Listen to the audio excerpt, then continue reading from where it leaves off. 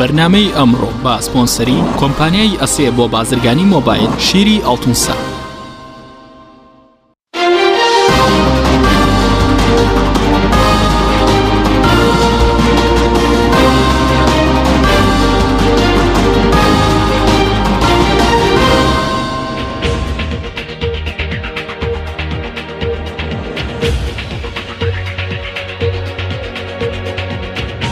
بەناوی خی گەورە سڵاوتان لەبێت بەڕێزان واردەی هەڵبژاردننی خولی پێنجەمی پەرلەمانی کوردستان نزیک دەبێتەوە تا ئێستاش ڕۆژی هەڵبژاردننی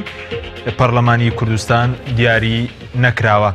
دۆخی هەرێمی کوردستان لە بەردەم سێ بژاردەدای ئەنجامدانی هەڵبژاردن بۆ خولی پێنجەمی پەرلەمانی کوردستان یاخود درێژکردنەوەی تەمەنی پەرلەمانی کوردستان یاخود بەسەرچوونی ماوەی پەرلەمانی کوردستان. بە میواندارێک لە بەڕێزان لە ستۆدیۆی سەرەکی هاوژین عومەر بەرپرسی ناوەندی هەڵبژاردننی کۆمەڵی ئیسلامی هەروەها لە هەولێرەوە عەبدوڕەحمان عەلی ئەندامی پەرلەمانی کوردستان تاوتوێ ئەم پرسە دەکەین. لە سەرەتادا ڕاپۆرتێک دەبینین دواتر لەگەڵ میوانەکانمان درێژە بەم پرسە دەدەین.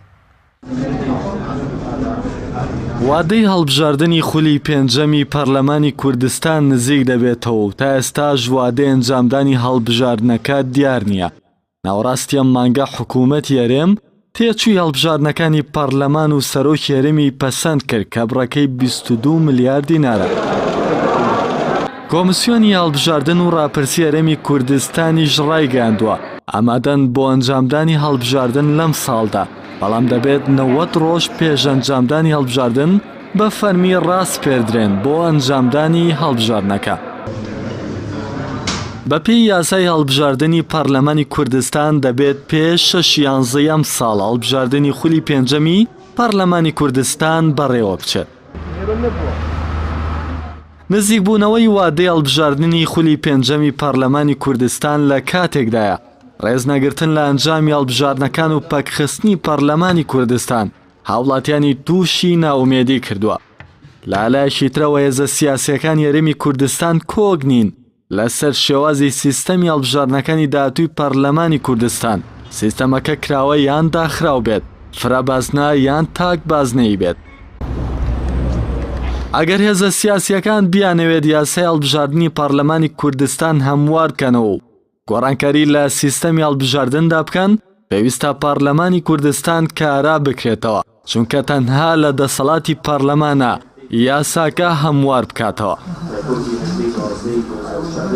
لە هەرێمی کوردستان هیچ کاتێک هەڵبژاردنەکان لە وادەی یاسایی خۆیان ئەنجام نەدراون و هەر جارە و بە پاساوێک دواخراون، دوای هەڵبژاردنەکانیش ڕێز لە ئەنجامی هەڵبژاردنەکان نەگیراوە.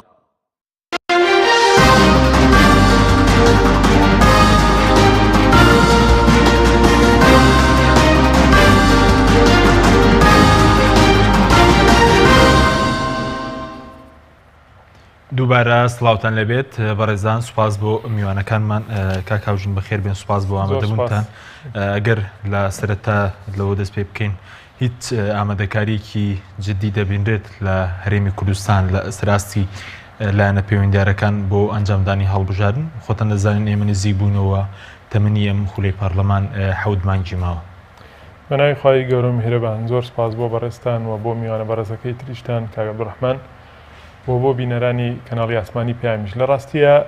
لەسەر ئاستی گشتی بە معناوە لەسەر ئاستی حکوومەتی هەرێم چ ئامادەکاریەک کراوە بۆ هەڵبژاردن، وایە ئەو ئامادەکاریان ئەو دەگەێنێ هەڵبژاردن لە کاتی خۆیان بکرێ. بەڕاستی ئێمە ڕاستە قەنەعەتێکی جددیمان هەبووە کە ئەم دەسەڵاتی لە هەرێمی کوردستان هەیە ئیرادەیەکی جددی یا هەوڵی جددی پێوە نابیندێ بۆ هەڵبژاردن، بەڵام ئەتوانین بڵێن ئەمە قسایی کۆتاییمان نییە. ڕەنگە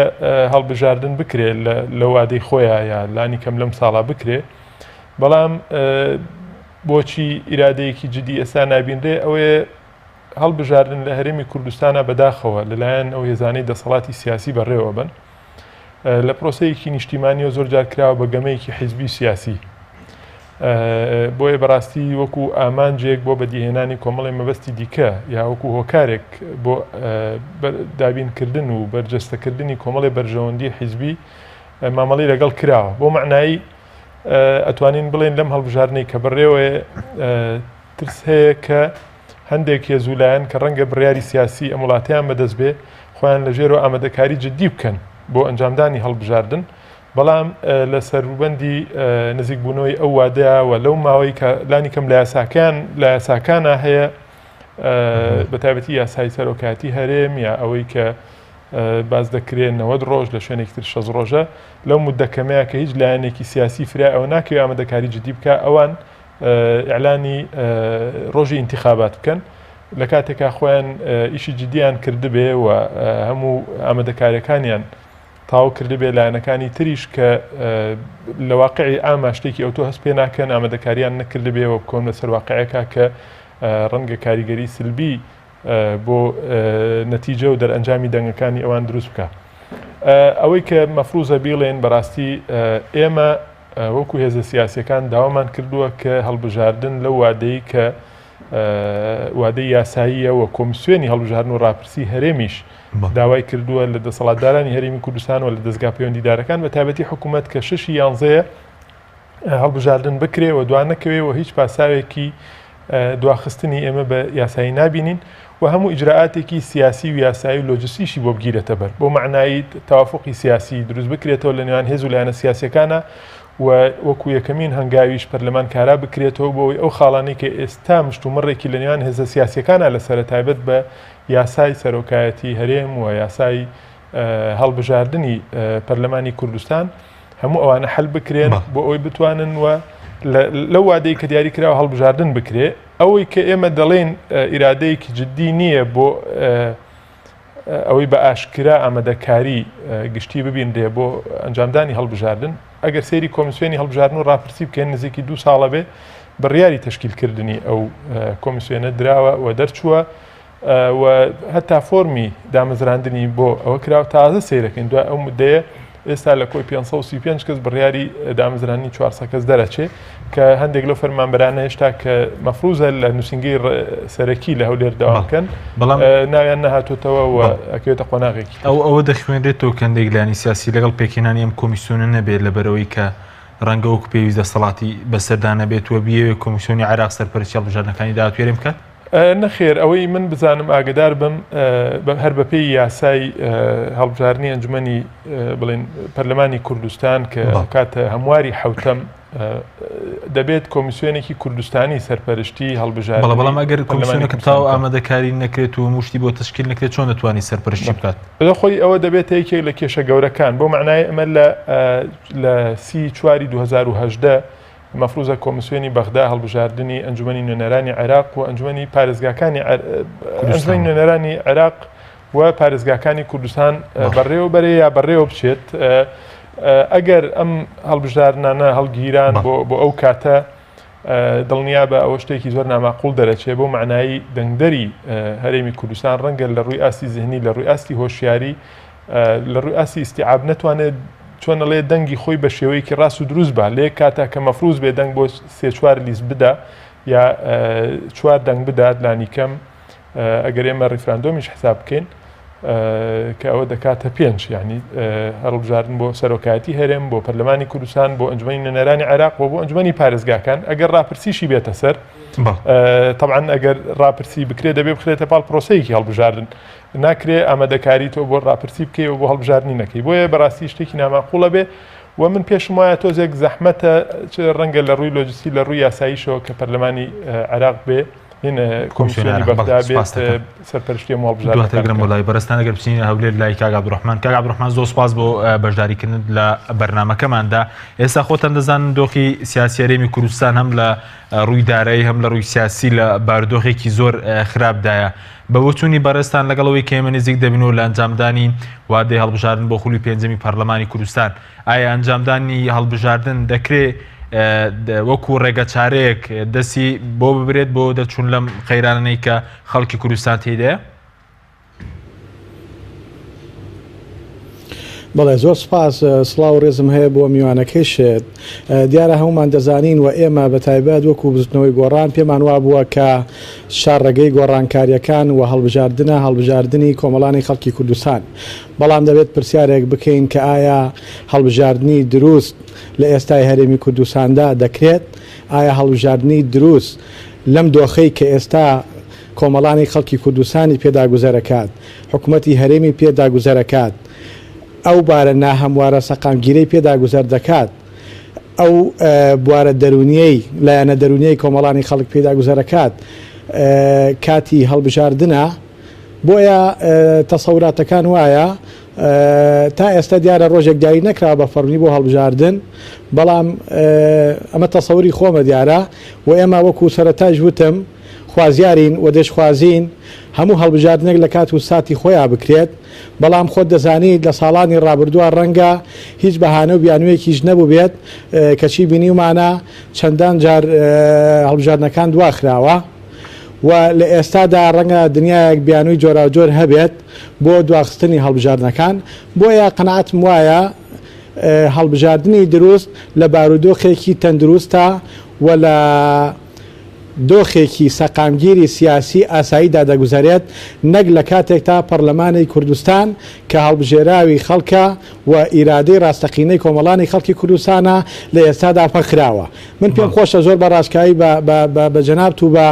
بینەرانی تەلەڤیزیۆنەکەش بڵێم زۆر بەداخەوە دەڵێن پەرلەمانی کوردستان لە 29 چوارە سەرۆکایەتی هەڵبژاردووە 29 چوار هەتاوەکو دوانزەیدا بریتە لە 17 مانگ و 13 ڕۆژ لە دوانزەیدەوە تا ئێستا قسە بۆ جەناب دەکەم 17 مانگ و 15 ڕۆژە کەواتە پەرلەمانی کوردستان کاتی پەخستنی زیاتر بووە لەو کاتێک کە کارا بووە دیارە ئەمە جگە لەوانەیەش کە لەو کاتێک کارا بووە چەند مانگێکی پشووی بینی خولی گرێدانەکان بووە بۆیە ئەمە وای کردووە لە ڕاستیدا باسکردن لە هەڵبژاردن ڕەنگە جۆرێک لە یاریکردن بێ لە ئێستا بە عەقڵیەتی خەڵکی کوردستان و لێمان تێک نەچێت لە ماوەی ئەم دوو خولی پەرلەمانەی ساڵانی ڕابردووە کە ئۆپۆزیسیۆن هەبووە لە ڕاستیدا بە جۆرێک لە جۆرەکان بەها گێڕابەوە بۆ دەنگی هاوڵاتیانی هەرێمی کوردستان و هاوڵاتیانی هەرێمی کوردستان بە جۆش و خرۆشێکی زۆر باشەوە تەنانەت بە ئاپۆرایەکی زۆر زۆرەوە ڕویان دەکردە سنووقەکانی هەڵبژاردن ڕویان دەکردە بنکەکانی دەنگدان ئەوەش لە پێناوی هەڵبژاردننی نوێنەری ڕاستەقینەی خۆیان تاکو پەرلەمانێک بێت کە پەرلەمانی هاوڵاتیان و پەرلەمانی خەڵکی کوردستان بێت تاکو پەرلەمانێک بێت کە پەرلەمانتارەکان مایندەی ڕاستەقینەی کۆمەڵانی خەڵکی کوردستان بکەن پەرلەمانێک بێت پەرلەمانەکە شوێنی دادگایکردن و لێپرسینەوەی ئەو کەسانە بێت کە بەرپرسن لە قەیرانەکانی ڕوبەڕووی هەرێمی کوردستان بۆتەوە شوێنی دادگایکردنی ئەو کەسانە بێت کە سەر زەوی ژێر زەوی هەرێمی کوردستانیان فرۆشتووە بۆیە زۆر بە ڕاشکایی منەما ڕێی خۆمە دەیڵێم دۆخی ئێستای هەرێمی کوردستان ڕەنگە لەبار نەبێت بۆی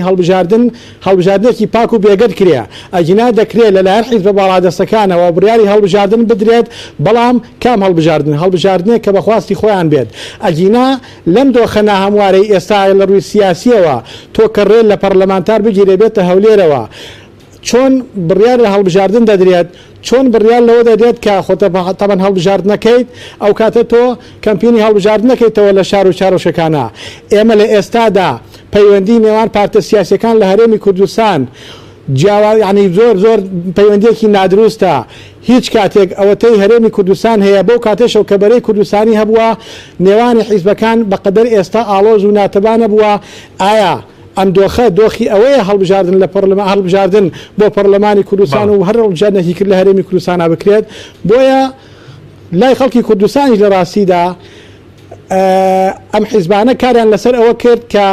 یاری بە دەنگی خەڵک بکەن یاری بە هەست و سۆزی بکەن و کارێکیان کرد هەڵبژاردنیان بێ ئەهمیەت کرد لە نێوان لە لای کۆمەڵانی خەڵکی کوردستاندا بەڵێ زۆر باشە بەس بە بۆچوونیەوە پێویستی بۆ نمونە بە چ زەمینە سازیەکە بۆ لانی کەمکردنەوەی ئەو ناومێدی کە ئێستا هاوڵاتیان ڕووی لە هاوڵاتیان کرد بە تایبەتی بە مەسەلەی بێڕێزیکردن بە دەنگەکانیان و پەخستنی پەرلەمان دیارە پێش هەموو شتێک ئەبێت لە ڕووی دەرونیەوە هاوڵاتیانی هەرێمی کوردستان لانی کەم لە ڕووی دەرونیەوە ئارام بکرێتەوە و لە ڕووی مادی و معنەویەوە هاوڵاتیانی هەرێمی کوردستان وایان لێ بکرێت کە سبەینێ بڕیاری هەڵبژاردن درا کە سبەینێ بانگەشەی هەڵبژاردن دەستی پێکرد ئەوە بڕیاری ئەوە بدەن بچن بەشداری هەڵبژاردن کەن و من هەر لێرەشەوە لە ڕاستیدا ڕووی دەکەمە هاوڵاتیانی هەرێمی کوردستان کە بەدیلی هەڵبژاردنە و ئەم دۆخەی کە بەرپرسانی یاخود حیزبە باڵادەستەکانی هەرێمی کوردستان لەم هەرێما دروستیان کردووە بە جۆرێک لە جۆرەکان بۆ ناشرینکردنی پارتە ئۆپۆزیسیۆنەکانی ساڵانی ڕابردی بووە بۆ ئەوەی وا لە خەڵکی کوردستان و کۆمەڵانی خەڵکی کوردستانی تێبگەێنن کە ئەوە ئۆپۆزیسیۆن هاتەنا حکوومەتەوە و ئەوە وەسعی کۆمەڵانی خەڵکی کوردستانە و دنیای قەیران ڕووی لە هەرێمی کوردستان کرد بۆیە داوا لە هەرێمی کوردستان لە دانیشتوانەکەی دەکەم کە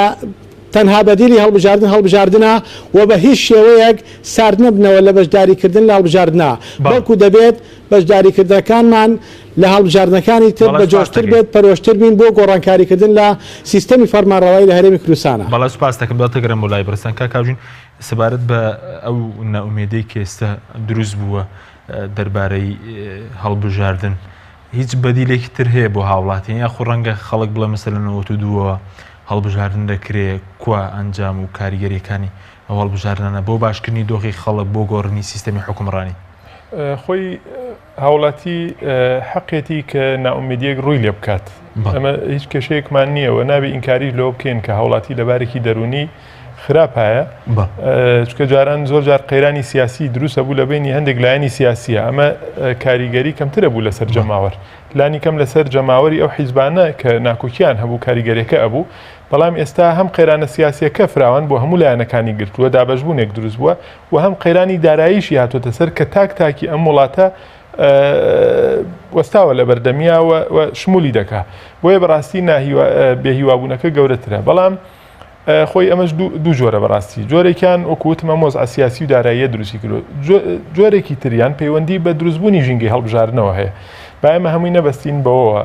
ژینگەی هەڵبژاردن بریتە لەو دۆخەی کە ئێمە تایە لە هەڵبژاردننی فعلی نزیکە بینەوە هەموو میدیاکان هەموو هێزە سیاسەکان و مؤسساتی ڕسمی وڵات مەشغوڵە بن بەچی بە ئامادەکاری بۆ هەڵبژاردنەوە ئەو کاتە نەفسیەتی تاکی کورد و نەفسیەتی هەموو ئەندامانی کۆمەڵگە چۆن ئەڵێ ڕادێ لەسەر ئەو وەزعی کە بەرەو ڕووی ئەڕوا بۆیە لە ڕووی زانستیشەوە یەکێک لە ئامانج و مەقسەدەکانی هەڵبژاردن بریتە لە تەژنیدی سیاسی واتە هاوڵاتی ئەو ڕۆژە دابەشە بێت لە دۆخی لایەنگریشەوە دەبێت بە جوندیە بە سەربازێکی ئەو لیستەی کە مەفروزە دەنگی پێبە بۆیە دەورەکانی تری ژۆرێک لە بێهیوایی هەبووە ئەم بێهیوایە لە ڕۆژی هەڵبژاردنە بە تەبیعی نامێنێت چونکە هەموو خەڵک ئیشی دەبێت لە ڕۆژەیە بە دەنگدان و کە سەیری شەکە دەنگدەرێکی ناری لیستەکەی ئەم کە مەفروزە دەنگی پێبا یا حەزەکە دەنگی پێبا ئەو دەچێت هەڵبژاردنەکە بەشداریەکە ئەمیش لە بەرامبەرا دەچێت بۆیە حەماسەت و گڕوتینە دروستە بێ ئەمە و جانبیان بەڵام ئەمەی تریان کە باسە کرێەوە ئێستا خەڵک باز لەوە دەکا کە ڕەنگە ئەگەر ئەو بچێت دەنگیش باوە لایەنێکی هەڵبژێرێ بەڵام واقعێکی گەورەتر لە دەنگی ئەو هەیە کە پرۆسەکە پەکەخا بەرەزان ئەمە طبعا دەبێ ڕێی هاوڵاتی ئەو پەڕی ڕێزی لێ بگیرێ بەڵام نابێ هێزی سیاسی بەو شێوەی بیر بکاتەوە و هێزی سیاسی ینی چۆنەڵێ ئەو تەسەورە تەبەنی بکە کە خۆی باتە دەست ئەو بێهیوایە بۆ معنایی هێزی سیاسی مەسئولێتی زۆر گەورەتری لەدەستە هێزی سیاسی بەشێک لە نەخشەی سیاسی وڵات پێکێنێ و بەرپرسە بەرامبەر ڕاگررتنی باڵانسی هێز لەو شوێنەی کاری سیاسی تیاکاوە ڕاگررتنی واقعی دیموکراسی لە وڵاتەیە بۆیە ئێمە دەزانین هاوڵاتی بێ ئومێدە بەڵام ئایا دەبێ ئەم بێ ئومێدیە درێژەی پێبین نەخێر ئەمە یەک دوو هەم ئەو بێ ئومێدیە لە چیەوە سەرچاوی گرتووە لەوەی کە ئێستا هێزێک هاتووە بە زەبری هێز لە دەرەوەی یاسا بە سیستمێکی بیرکردنەوەیەکی خەڵکی و قەبەلیانە دێ واقعی سیاسی دیموکراسی دەوەستێنێ هەموو شتەکان بە دۆخێکی تر ئابا واقعەکە بە واقعیەکی ئیسیسنایی ئەگەر ئێمە چۆن لە درێژە بەم بێهیوایی خەڵک بین کەواتە یا خەڵک بەردەوام بێ لەسەر و بێهیواییە کەواتە خۆی ئەبێتە هۆکاری درێژەدانی ئەو واقعی کە لە نەتیجەیە بووەتە هۆکاری دروستبوونی بێهیوایەکەی بۆیە بەڕاستی و من پێشتری ژوتم یعنی بەشێ لە هۆکاری ئەو ڕەوانەوەی بێهیوایەکە بریتە لە ئاساییکردنەوەی دۆخی سیاسی و دۆخی یاسایی و ئامادەکاری لۆجستیش بۆ هەڵبژاردن ئێمە ناڵێن ئەوە بۆ نمونە هیچ هەڵبژاردنەکان کاریگەریان دروست کردووە بەتاکی دروستیان کردووە چۆن یعنی ئێستا من لە یەک دوو شوێنی تریش باسی ئەوم کردووە هەڵبژاردن جارە لە ڕووی مەبدەئیەوە باشترین وەسیلەیەکە کە مرۆڤایەتی تا ئەمڕۆ پێی گەیشتووە بۆ ئەوەی بتوانێت بە شێوەیەکی سەلیم نوێنەرایەتی خۆی لە ناو دەسەڵاتی سیاسی و لە ناو فەرمانڕەوان دیاری بکە لە زانستی سیاسەتە ئێمە بەدیلی هەڵبژاردن چیمان هەیە دووسێ هۆکاری ترمان هەیە کە مێژووی بەشەریە لە سەردەمە کۆنەکانە تا ئێساش بەشێکی پەیڕەوی دەکەن. یەکەم سیستمی مەلەکیەت. ئێمە دژایەتی ئێمە بۆ سیستمی ئەوەیە کە چۆن ئەڵێ وڵات بکرێ بە وڵاتی پاشایەتی و پشتا و پشت، یان دموکراسیەتی تیان نەمێنێ، دەسەڵاتێک وەکو میرنشینێک واقعێک دروست بکە خۆی تەمسیلی ئەوە بکە، ئەبەن ئەمجد بێت دەسەڵات بگرێتە دەست. خاڵێکی تر دامەزراندن و تەعینە. فەرمانڕەوا بۆی نییە بێ بەدیلەکەی خۆی دیاری بکە، جا بە شخصی بیا لە ڕێم و ئەسەسەیەکەوە بێ، دەبێ هەڵبژاردن بیکە. خاڵێکی تر لەوەی کە دەسەڵاتداری پێ دیاری کراوە لە مێژووی بەشەریا بریتی بۆ لە کودەتا و لە شۆڕش، بە تایبەتی ئەو شۆڕشەی نارێکی سیاسی دەیکات نەک جەماوەر. باشە ئێمە لە ڕووی زانستیەوە بەدیلی هەڵبژاردن ئەم سیانەیە. ئایا دەست لە هەڵبژاردن هەڵگرین؟ نەخێر. بۆیە بەڕاستی هەڵبژاردن ئەنجامی خۆی لەم وڵاتەیە هەبووە. ئەوەی کە ماوە هێزێک هەیە ئیسفادەی لە مەدەنیبوونی هەندێک هێزی ناری کردووە، یا ئەوەی کە بەڕاستی بیرکردنەوەیان جیا بۆ لەم هێزە هاتۆ کۆمەڵی ڕێوشێنی گرتووەتە بەر واقعی سیاسی و یاسایی وڵاتی بە ئاراستەیە کابر کە ڕەنگە ئەگەر تۆ بەڕاستی ئەوە نە نیەت باش نەبووی تا بەرامبەر نارێکی سیاسی ڕەنگە تۆش بە شێوەیەکی تر مامەڵەت کردایە. خاڵێکی تر سەبارەت بە کاریگەری هەڵبژاردن. ئێمە ئەگەر لە خولی یەکەمی پەرلەمانی کوردستانەوە سیر بکەین بەڕێزان، لە پەرلەمانی کوردستان کە یەکەم دەورەی هەڵبژێردا ڕاستە بربەستێکی انتخابی هەبوو، بەڵام لە 100% کورسەکان بەسەر ئەم دوو هێزە تەقلیدیە دەسەڵاتداری هەرێما دابەش بوو، یەکێتی و پارتی. لە خولی دووەمە بوو بە چەند؟ بوو بە 75 و ئەوانی تریش ئەم لایەنانەی تر بەشێکی بڵێن کۆمەڵ و یەگرتووانە دەنگێکی باشیان هێنا کە نزیک دەتوانین بڵێن لانی کەم لە ڕێوە 18 کورسی مڵکی دەسەڵاتە تەقلیدەکەی هەرێمی کوردستان نەبوو. لە خولی سێمە ئەم 75 بوو بە 59 کورسی، معارەزە دروست بوو، ئەم سێ هێزە 35 کورسیان هەبوو. لە خولی چوارەمە دەسەڵاتی تەقلیدی لە هەرێم یەکێتی و پارتی کە ڕەنگە پەیوەندیشیان وەکو سەفەر جارانی پێشوو خولەکانی پێشوو نەما بێ کە لەسەر سیستمی 50 بە 50 شیانە کرد، 54 کورسیان بۆ مایەوە. ئەو سێ هێزەی کە پێشتر ئۆپۆزیسیۆن بوون 40 کورسیان هەبوو، کەواتە لە ڕووی ڕقەمەوە لە ڕووی شەرعیەتی انتخابیەوە ئێمە توانیمانە سەر ڕای ئەو هەموو تەزویرە دەنگێکی باش بەدەست بێنین، متمانەیەکی گەورە بەدەست بێنین. بەڵام ئەوەی کە تۆ هێزێک هاتووە هەموو کارتەکانی خسۆتە دەستی خۆی ئیسفادەی لە بۆشایەکی سیاسی کردووە بە تایبەتی لە دوای ڕوخانی ڕژێمەوە کە تەوازونی هێز بەرەبەرە خەریب بەرەو تێکچوونە چوو، وای کردووە کە هەموو کارتەکان خاتە دەستی خۆی. بەس دڵنیابن بەڕێزان ئێمە سووربوونمان لەسەر ئەو پرۆسەیەوە، لەسەر هەوڵە سیاسی و پێداگرێ سیاسیەکانمان و یاسایەکانمان و هەوڵی مەدەنی و هەوڵی هێزەکانی تر واکەن بەرەبەرە تۆ ئەم کارتانە لە دەستی لایەنە کات دەرکەی کە بیەوێ هەموو کوردستان بە کۆمەڵی کورسی کەمەوە کە نەگەیشتۆتە نیوەش کارتانە بۆ نمونە چین وەکەی دەبێت. ئایا خولی چوارەمی پەرلەمان مەهماکان ئەو تەمەنەی تقریبا نیوەی زیاتری پەکخرا بەس دەتوانی بڵێ خول ئەو بەشەی کە کاریان تیا کرد زۆر کاراتر نەبوو لە خولی سێم، ئەتوانی بڵێ خولی سێم کاریگەرتر نەبوو لە خولی دووەم. کاکە ئێمە من بایەک حقەتی تاڵیش بڵێن بەڕاستی بە میلەت، ئێمە بە ئەندازەی هۆشیاری میلەتمان بەرەو پێشەچین.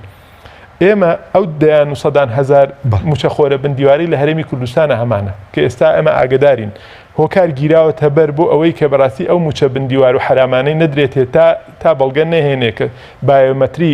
تازە کردوێتەوە ئەوی بەغاو تا دەنگ نەدا بەلایەنێکی دیاری کراوە. ئەم سەدان هەزارە لەکوێ خەڵکی کوێن؟ بۆ خەڵکی کەوکەبێکی تر نین. باشە من کاتێک بەڕاستی کاتێک ئەتوانم گۆڕانکاری لە وڵاتی خۆما پلە بکەم کە تاکی ئەم وڵاتە بێ وەکو نەفسێتی هەنێ هێزی سیاسی وورەبەرز و داکۆکیکار لە مافی مرۆڤ لە حقوقی هاوڵاتیان و لە دیموکراسی مامەڵە بکە. ئێمە دەزانین لە پاڵ تۆ کە کەسێکی ئامادەنی تەسلیمی ئیرادەی پاشەکشە پێکردنی دیموکراسی بی، بەڵام خەڵکێکی تر هەیە هێشتا لەسەر حسابی من و تۆ کارەکاوە بەشدارە لەوەی بەدەنگەکانی یا بە وەرگرتنی موچەی حرام و بندیوار درێژە بە واقعادا. ئێمە ئەگەر هەموو میلەت بەڕاستی هەموو میلەت هاتین بە یەک شێوە بە یەک بیرکردنەوە بە هۆشیارێکی بەرفراوانەوە ئیشمان کرد بۆ ئەوەی ئەم وەزع ناخۆشە ئەو پێم بەڕاستی نەتیجەی زووتریە بەدەست. سپاس دەکەم بەڵێ بینەرانی بەڕێز، ناوبڕێکی کورتمانەیە، دوای ناوبڕەکە دەگەڕێنەوە هەولێت لەگەڵمان بمێنەوە. بەرنامەی ئەمڕۆ بە سپۆنسەری کۆمپانیای ئەسێ بۆ بازرگانی مۆبایل شیری ئەڵتونسا.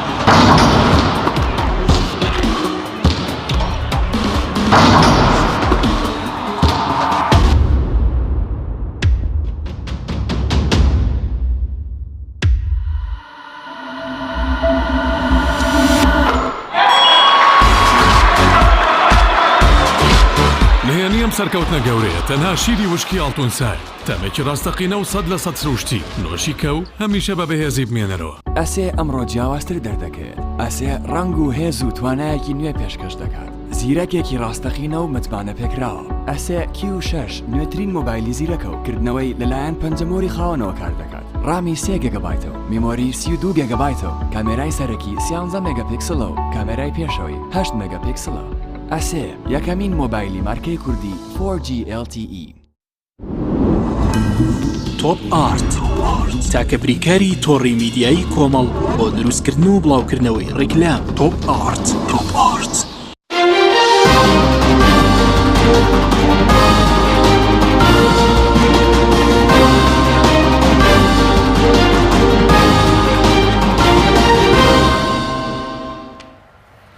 دووبارە سڵاوتان لێبێت بەڕێزان. کاک عەبدوڕەحمان ئەگەر بگەڕێنەوە لای بەڕێزتان سەبارەت بە دۆخی ئێستای هەرێمی کوردستان و سەبارەت بەوەی کە ئەم دۆخەنە لەبارە پرۆژەکان و پرۆژە نەخشە ڕێگاکان بۆ چارەسەر شکستیانێنە کۆبوونەوەکان شکستیانە دەکرێت ینی هەڵبژارن بکرێتە ڕێگە چارەیەک بۆ دەربازبوون لەم دۆخە؟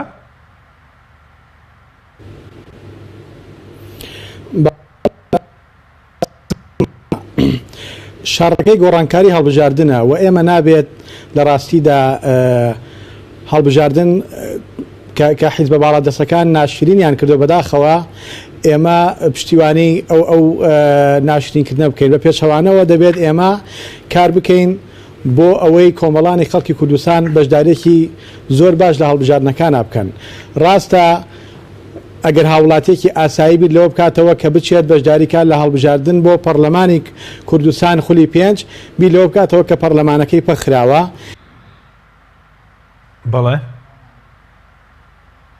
بەڵێ کاک عەبدوڕەحمان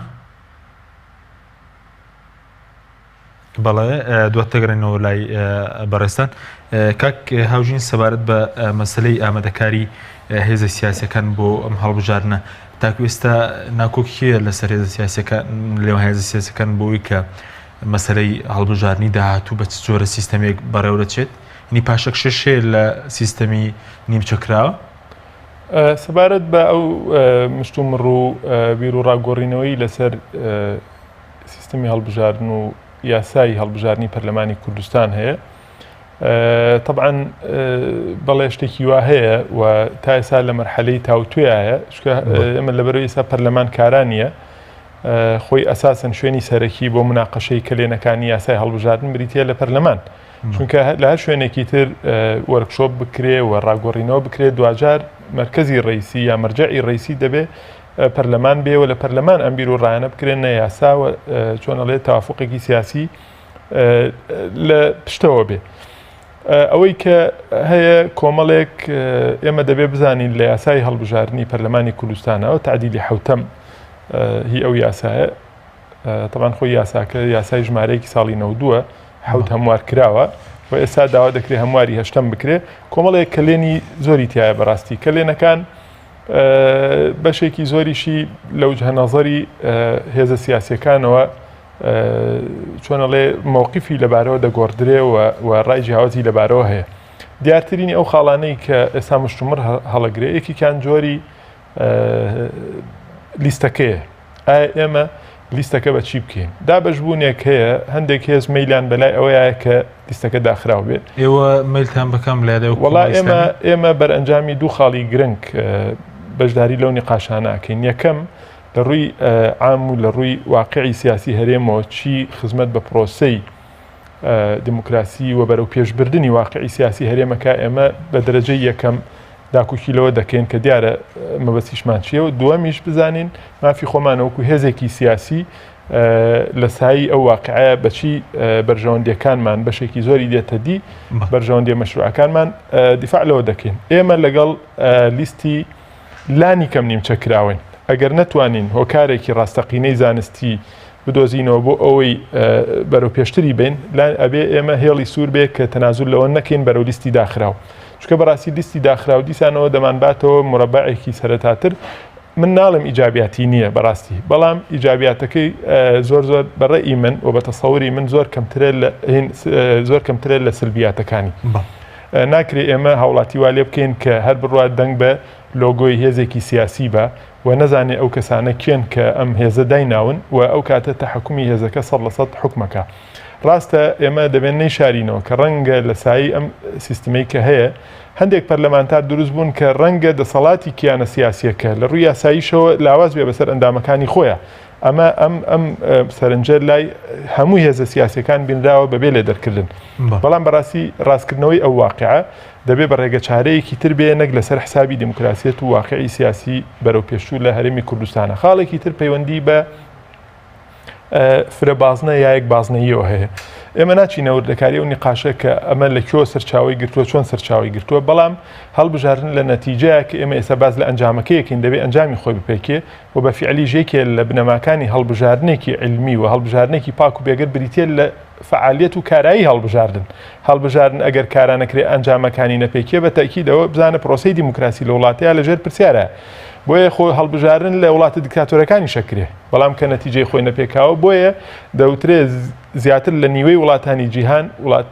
دیموکراسیەتی ڕاستەقینە هەڵبژارنی دیموکراسی ڕاستەقینە تایە چۆنەڵێ ناچێتە پێش ئێمە کە دەڵێن دەبێ کارا بێ و ئەنجامی خۆی بپێکێ هەرەوە نییە کە ئەو نەخشە سیاسی دروستە بێ کەسێک نەیە پەکی بخە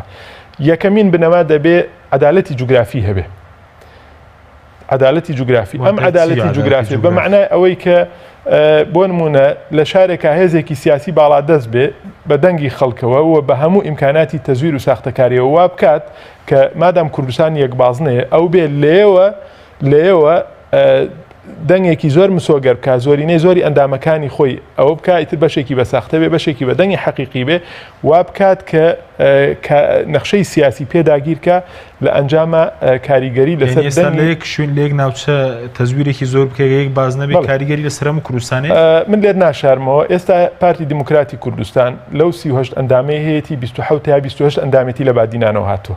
لە کاتێکە پارێزگای دۆهۆک لە ڕووی دانیشتوانەوە لە ڕووی سەرژمێری دانیشتوانەوە بچووکترە لە هەولێر و سلێمانی لە 38 ئەندامی پەرلەمانی کوردستانی پارتی دیموکراتی کوردستان 27 تا 28 لە سنووری بادینانەوە هاتووە بۆیە بەڕاستی ئەمە وا دەکا خەڵکێک بگاتەوە قەناعەتەی کە ئەگەر بازنەکان پارێزگاکان نەکرێن بە بازنەیە نەعەدالەتی جوگرافی دروست بێ بۆ نمونە نیقاشێکی تر هەیە لەسەر کۆتاکان یعنی ئەمە ئەوە تقریبان ئەو بنەمانەیە کە ڕەنگە و جەنابەت باست کرد هەندێک مشتومڕی لەبارەوە هەبێ بە ئامانجی چارەسەرکردن و گەیشتن بە توافقێکی سیاسی ئێمە 100% بەڕاستی موقیفی ئەومان تەبەنین ئیعلانی ئەومان نەکردو لەگەڵ یەک بازنین یا فرەبازنەی بەڵام بەڕاستی ئێمە نەیەک بازنەی بە زەرەری وەکو کۆمەڵی ئیسلامی کوردستان ئەزانین زەرەری کولی و بەڕاستی پێشمان وایە فرەبازنەی ئەگەر بکرێت ڕەنگە ئەوە لە عەدالەتەوە نزیکتر بێ و بکات چۆنەڵێ عەدالەتی جوگرافی و پاشانیش لە نەخشەی سیاسیە بێتە سپاس دەکەم کاک عەبدوڕەحمان ئەگەر بگەڕێنەوە لای بەڕێستان ببورن سەبارەت بە مەسەلەی هەڵبژاردن و کاریگەری بۆ چارەسەرکردنی کێشەکان دوایش ئەگەر قسە لەسەرەوە بکەن ئێستا ینی هەندێک پێشبینی هەیە کە تەمەنی ئەم خولەی ئێوە هەرچەندە کە ئێستا پەکراون بەڵام بە پەکراوەی یاخود دانیشتێک بکرێت تەمەنی خولی چوارەمی پەرلەمانی کوردستان درێژ بکرێتەوە بەڵێ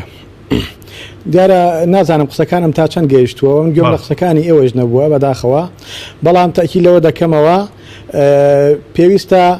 ڕاستە هەڵبژاردن بە جۆرە لە جۆرەکان لەلایەن حیزبە باڵادەستەکانەوە ناشرین کراوە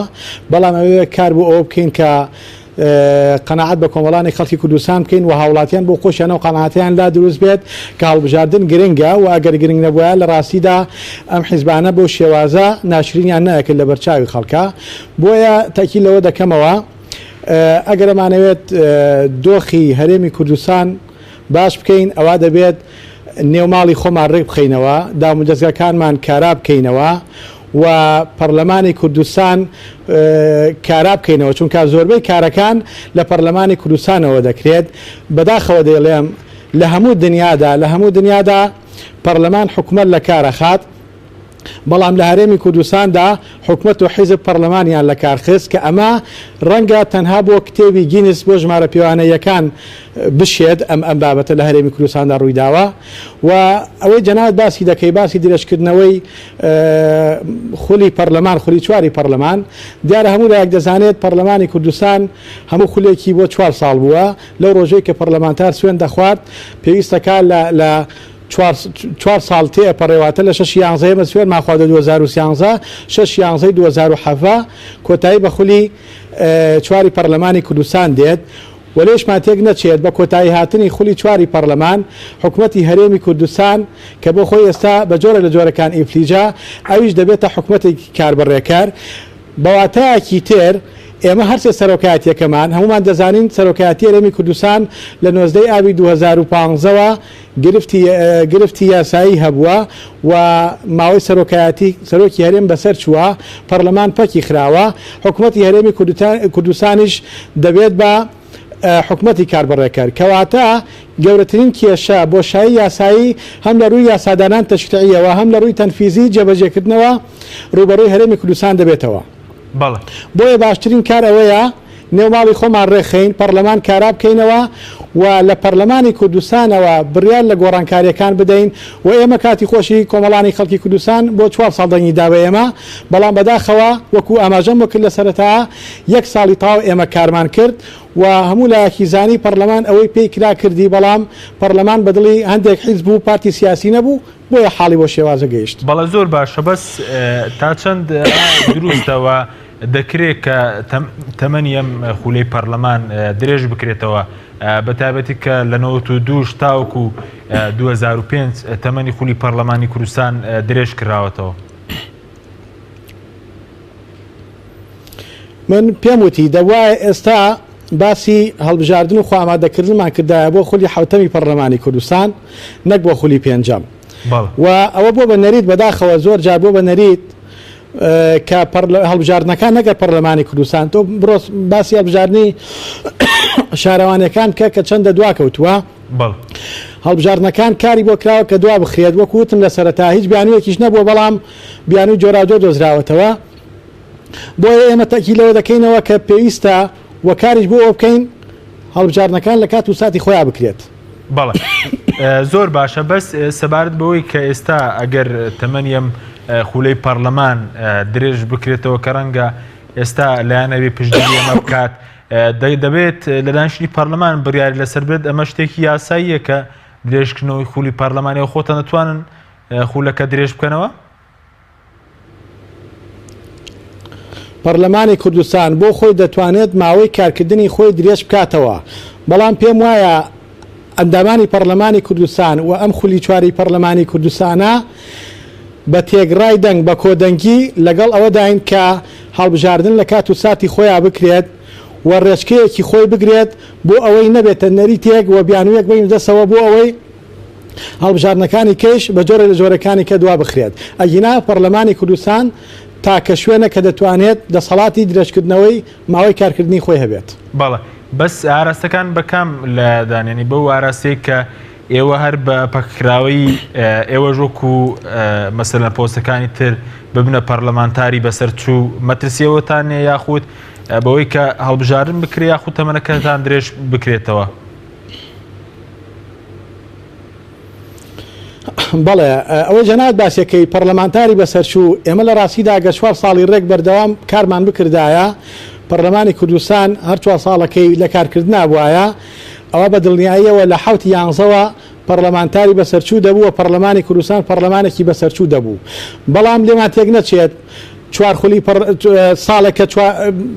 خولێکی پەرلەمانی کە بۆ 4 ساڵە بریتە لە 8 خولی گرێدان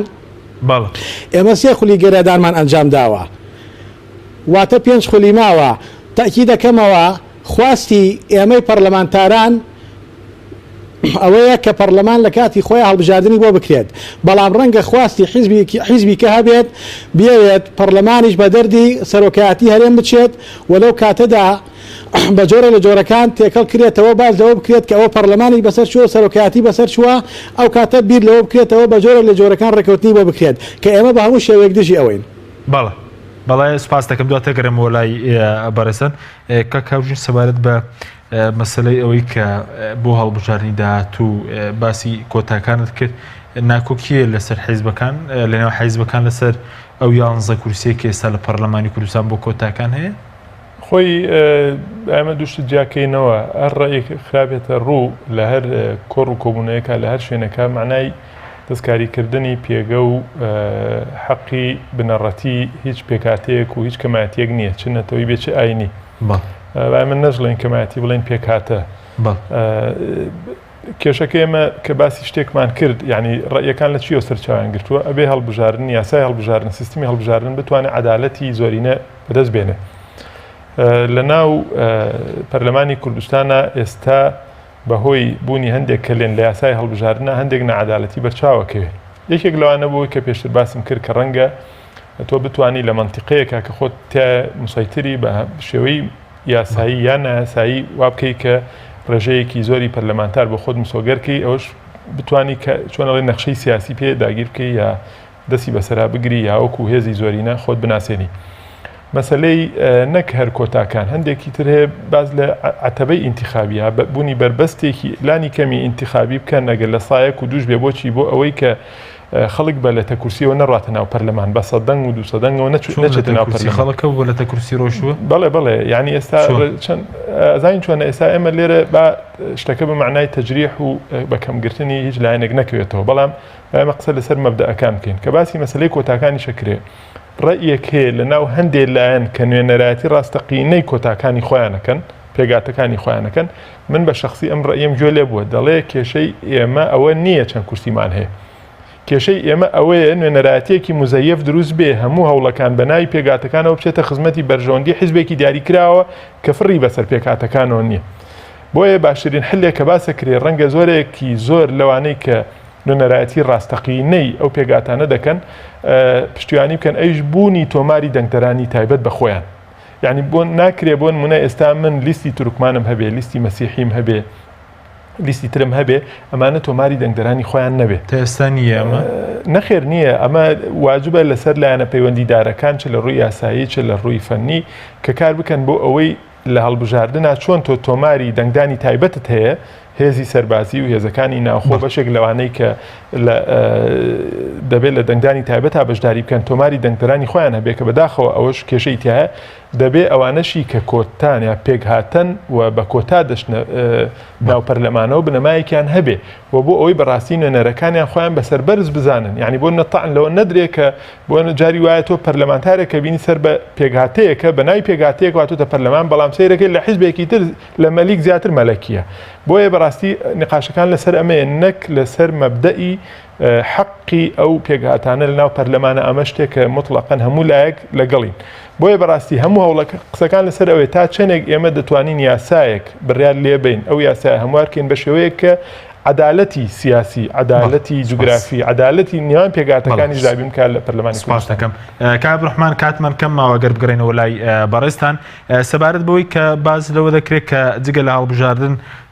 باز لە ئەنجامدانی ڕاپرسیش دەکرێت اینجا بۆ دووبارە ئەگەر ڕاپرسیش ئەنجام بدرێت وەکو هەموارکردن و یاسای هەڵبژاردن پێویست بە کارەکردنەوەی پەرلەمان نییە ئەگەر ڕاپرسیەکەش بخەنە پاڵ مەسەرەن پرۆسەی دەنگدان ئەگەر بکرێت بەڵێ دیارە ئەگەر هەڵبژاردننی پەرلەمانی کوردستان یاسایی هەبێت ئەوە مەسلەی ڕاپرسی پێویستی بە دەرکردنی یاسایەک هەیە و یاساش هەمومان دەزانین کە تەنها لە پەرلەمانی کوردستانە دەرەکرێت بۆیە مەسلەی سربەخۆیی و مەسلەی ڕاپرسی و مەسلەی دەوڵەتی کوردی ئەمان لە پێشینەی هەموو خەڵکی کوردستانە و ئامانجی لە پێشینەی ئێمەشە بەڵام بەمەرجێک نەکرێتە بابەتێک کە بۆ مزایداتی سیاسی و بۆ فریودانی خەڵکی بێت ئەگینا مەسلەی ڕاپرسی ئایا یاخود هەڵبژاردن ڕاپرسی بە تایبەت ئایا ڕاپرسیەکەی کوێ دەگرێتەوە ئەمڕۆ لە شاری کەرکووکە ئاڵای کوردستان بەرزکرایەوە و بڕیاری لێدرا لایەن ئەنجومەنی پارێزگای کەرکووکەوە و ئەم ڕۆژەی بە ڕۆژێکی نیشتیمانی لە قەڵەم درا ئایا ڕاپرسی دەکرێت ناوچەکانی دەرەوەی ئیدارەی هەرێم یا ناوچە دابڕێراوەکان بەشداری ڕاپرسیەکەن یا بەشداری هەڵبژاردنەکەن پێویستە کاتێککە ئاڵای کوردستان لە شاری کەرکووکی کوردانە هەڵەکرێت پێویستە هاوڵاتیانی کەرکووکیش نمایندەی خۆیان نوێنەری خۆیان لە پەرلەمانی کوردستانە هەبێت بۆیە گرفتەکان زۆرن لە ڕاستیدا کێشەکان زۆرن و من پێم وا بێت تا نەتوانین پەرلەمانی کوردستان کارا بکەینەوە و تا نەتوانین بە جۆرێک لە جۆرەکان ناو ماڵی خۆمان ڕێ بخەینەوە باسکردن لە هەڵبژاردن لە ڕاستیدا بە جۆرێک لە جۆرەکان گەوجاندنی خەڵکە و یاریکردنە بە دەنگی خەڵک و بێبەهاکردنی خەڵک و یاریکردنیشە بە هەست و سۆزی خەڵک بۆیە ئەگەر ئێمە دەمانەوێت هەڵبژاردن بکەین پێویستە هەموو حیزبە سیاسیەکان لە هەرێمی کوردستانە ناکۆکیەکان وەلا بنین و بڕیار بدەین هەڵبژاردنێکی پاک و بێگەر بکەین و هەموو کۆمەڵانی خەڵک کوردستان بە شێوازێکی بەرفراوان بەشداری تێدا بکەن و هیچ فشار و گوشار و چاسوورکردنەوە دەرکردن و هەڕەشەکردنێک لە خەڵکی نەکرێت بۆ ئەوەی هەڵبژاردنێکی ڕاستەقینە و پاک لە هەرێمی کوردستان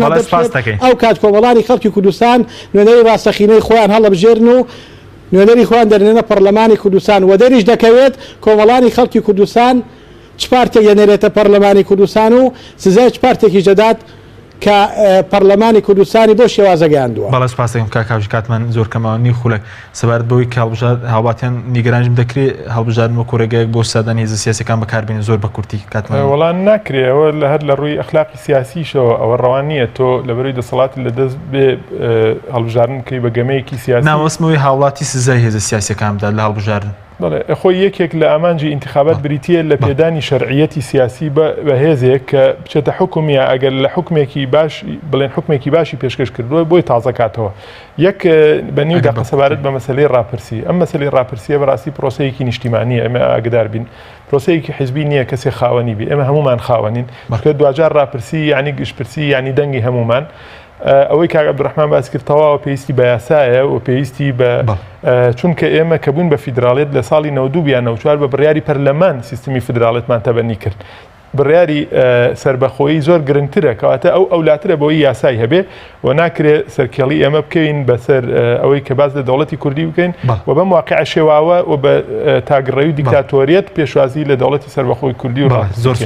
زۆر سپاس بۆ بەڕێز هاوژن عومەر بەرپرسی ناوەندی هەڵبژاردننی کۆمەڵی ئیسلامی ڕوا بەڕێز عەبدوڕەحمان عەلی ئەندامی پەرلەمانی کوردستان کە لە هەولێرەوە لەگەڵ مابوو سپاس بۆ میرانی بەڕێز سپاس بۆ کارەنم تا بەرنامەیەکی تر خواتان